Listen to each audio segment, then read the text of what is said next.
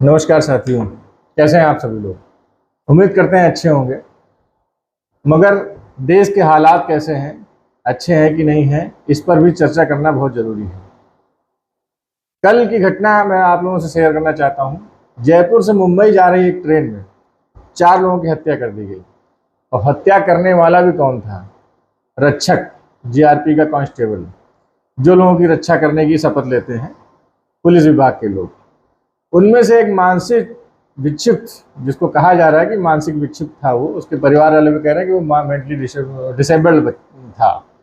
तो उसने क्या किया कि अपनी राइफल से अपने सीनियर को शूट किया, जो राजस्थान के थे, मीणा थे, और 3 मुस्लिम को शूट किया।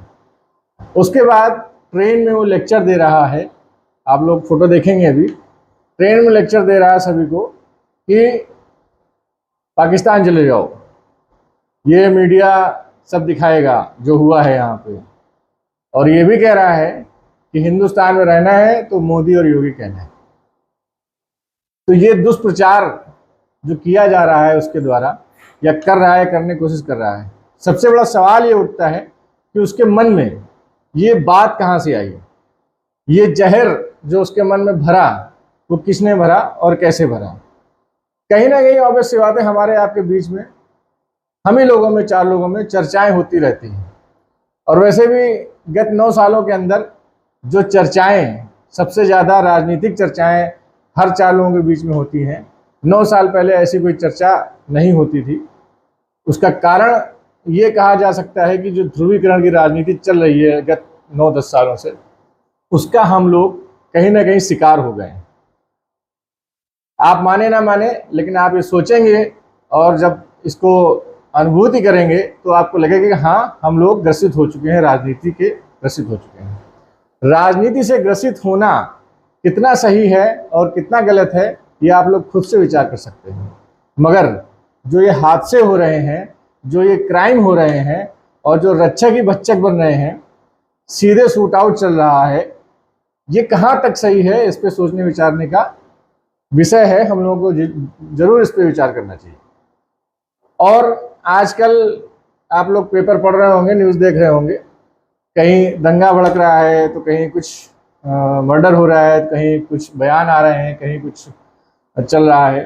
कुल मिला के अब आप ये मान लीजिए कि चुनाव आने वाला है, और जब चुनाव आने वाला होता है तब ये सब चीज़ें बढ़ जाती हैं।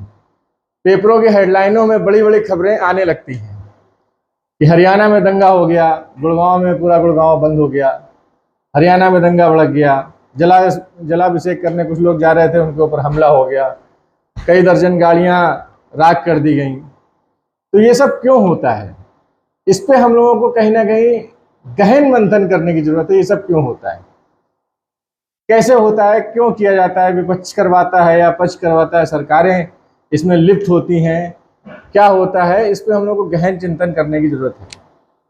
हम लोग आपस में लड़ते हैं या हम लोगों को आपस में लड़ाया जाता है, और किस हद तक हम लोगों को लड़ा दिया जाता है। नेता लोग, जो राजनीतिक लोग होते हैं, किस हद तक उनकी रणनीति सही हो जाती है और वो इस चीज़ का फायदा उठा लेते हैं, इसमें हम लोगों को चिंतन और मंथन करने की जरूरत है। बरेली की छोटी सी खबर मैं आपको बताना चाहूँगा। 1-2 दिन पहले क्या हुआ कि कुछ कांवड़ लेके जा रहे थे, और उन्होंने मन बनाया कि हम मस्जिद के सामने से डीजे बजाते हुए जाएंगे। तो बरेली के एक बहुत ही कद्दावर एसएसपी प्रभाकर चौधरी जी, जिनका 10 सालों में 22 बार ट्रांसफर हुआ है उत्तर प्रदेश में। अब आप समझ सकते हैं कि 10 सालों में 22 बार अगर किसी अधिकारी का ट्रांसफर हुआ है तो कितना तेज तर्रार और कितना कद्दावर होगा।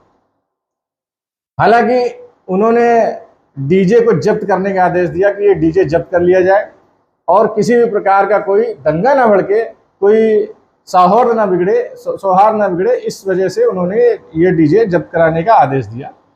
और जब लोग नहीं माने, कांवड़िये नहीं माने कि नहीं, हम तो डीजे बजाएंगे और मस्जिद के सामने बजाएंगे, जब पुलिस वहां आई और जांच पड़ताल की तो उन लोगों के पास असलहे भी पाए गए।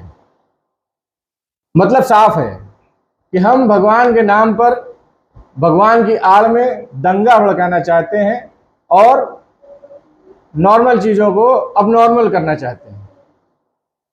हमें ये नहीं करना चाहिए। एसएसपी साहब ने कड़े कदम उठाए और लाठीचार्ज करवा दिया। नतीजा, एसएसपी साहब का लखनऊ के पीएसी में ट्रांसफर, तबादला हो गया।